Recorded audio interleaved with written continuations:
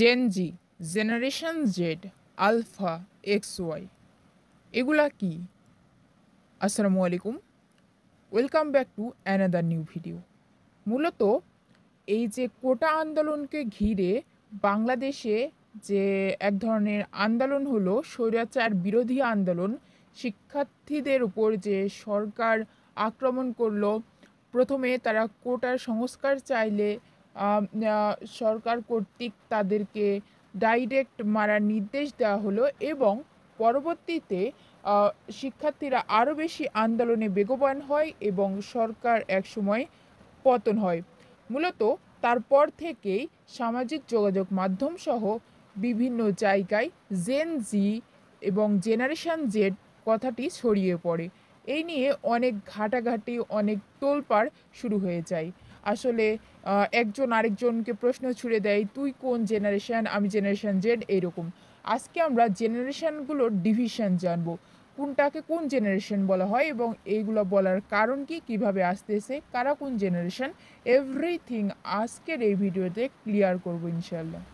প্রথমত এই জেনারেশনের ডিভিশনগুলো, এই জেনারেশনের ডিভাইনগুলো আন্তর্জাতিক কর্তৃকই করা হয়েছে, ইন্টারন্যাশনালি। সো এখন পর্যন্ত যে জেনারেশনগুলোর ডিভিশন পাওয়া গেছে সেগুলোর মধ্যে রয়েছে silent generation, boomers generation, generation X, generation Y, generation alpha, এইগুলো। সো সাইলেন্ট জেনারেশন বলা হচ্ছে 1928 থেকে 1945 এই সময়টিকে। দ্যাটস মিন 1928 থেকে 1945 সালের মধ্যে প্রথম ও দ্বিতীয় বিশ্বযুদ্ধের মধ্যে যাদের জন্ম হয়েছে তাদেরকে বলা হচ্ছে সাইলেন্ট জেনারেশন। তারা কিন্তু অনেক তাদের সময় অনেক যুদ্ধ বিগ্রহ হয়েছে এবং তারা কিন্তু নীরবে সেগুলো সহ্য করে গেছে, এই জন্য তাদেরকে সাইলেন্ট বলা হয়েছে। দেন হচ্ছে বোমার্স জেনারেশন, বেবি বুমার্সও বলা হয়। এটা হচ্ছে 1946 থেকে 1964 সাল পর্যন্ত।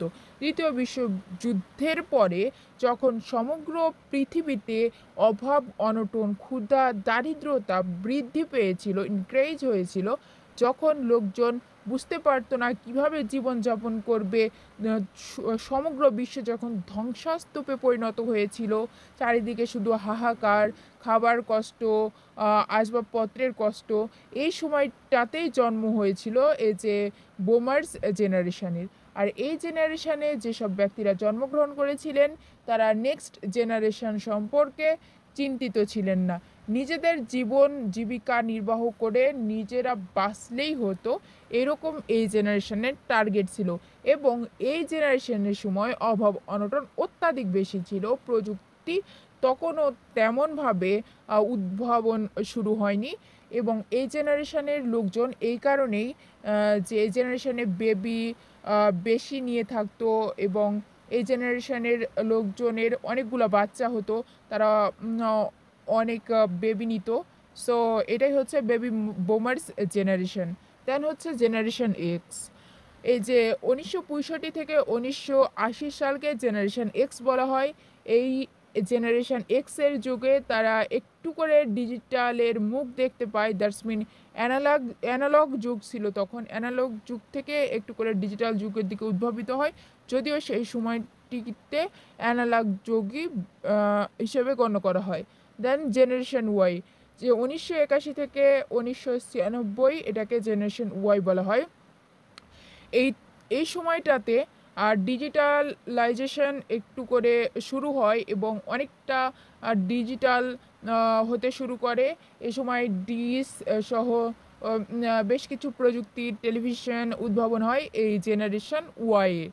দেন বহুল আলোচিত জেন জি বা জেনারেশন জেড। এই জেনারেশন জেড বলা হয় 1997 থেকে 2012 সালে জন্মগ্রহণ করেছেন যেসব তরুণীরা যাদের বয়স এখন 12 থেকে 27 বছরের মধ্যে, তাদেরকে জেনারেশন জেড বলা হয়। মূলত জেনারেশন জেডকে কেন জেনারেশন জেড বলা হয়? পিতামাতা এবং অভিভাবক সহ সবাই ধারণা করেছিল যে জেনারেশন জেডের এরা শুধু ফেসবুক সহ বিভিন্ন সামাজিক যোগাযোগ মাধ্যমে আসক্ত থাকে, এরা তেমন কিছু করতে পারে না। কিন্তু জেনারেশন জেড হলো এমন এক ধরনের জেনারেশন, তারা কখনো অন্যায়ের কাছে মাথা নত করতে চায় না। তারা অন্যায়কে অন্যায় বলেই মনে করে। আর জেনারেশন জেডের ক্ষেত্রে তাদের মধ্যে একটা অদম্য ইচ্ছাশক্তি রয়েছে, মোস্ট অফ দ্য জেনারেশন জেডের মধ্যে। আর জেনারেশন জেডে প্লাস পয়েন্টটা হচ্ছে এই সময় তথ্য প্রযুক্তির যুগ। অ্যান্ড এই সময় বিভিন্ন সামাজিক যোগাযোগ মাধ্যম ক্রিয়েট হয়, তাদের আদলে এগুলা প্রতিষ্ঠিত হয়। ফেসবুক, ইউটিউব, ইনস্টাগ্রাম, টিকটক এরকম সামাজিক যোগাযোগ মাধ্যমের উদ্ভব ঘটে জেনারেশন জেড এর ক্ষেত্রে। আর জেনারেশন জেড আপডেট জেনারেশন, এই জন্য এই জেনারেশনকে জেন জি বা জেনারেশন জেড বলা হয়।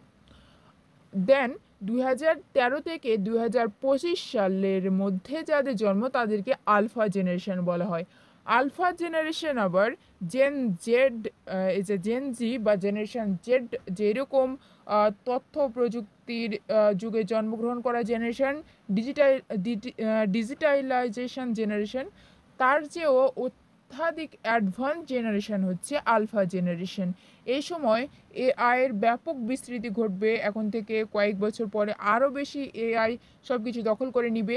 এই জেনারেশনকে এআই জেনারেশনও বলা চলে, কারণ এই সময় প্রযুক্তি জেন জি এর চেয়েও অনেক বেশি উন্নত হবে এবং এআই দ্বারা অনেক কিছু নিয়ন্ত্রিত হবে এই আলফা জেনারেশনে। আর এই জেনারেশনগুলো ডিভাইন করা হয় ইন্টারন্যাশনালি। এখন পর্যন্ত এই 6টা জেনারেশনই ডিভাইন করা হয়েছে। পূর্বের জেনারেশন আরও হয়তো ছিল, কিন্তু আলফা পর্যন্তই এসে স্থগিত করা হয়েছে। পরবর্তীতে হয়তো বা আরও তিনারা জেনারেশন ডিভাইন করবেন জি বা জেনারেশন জেড। অ্যান্ড আপনি কোন জেনারেশন অবশ্যই কমেন্ট করে জানাবেন। ধন্যবাদ।